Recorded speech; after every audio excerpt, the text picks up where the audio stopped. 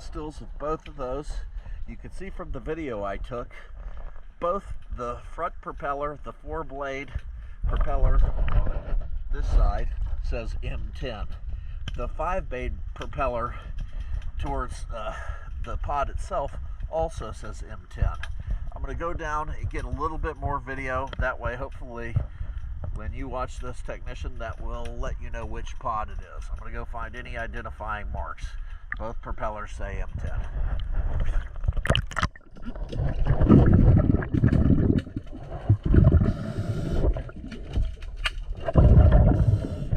One, two, three, four. One, two, three.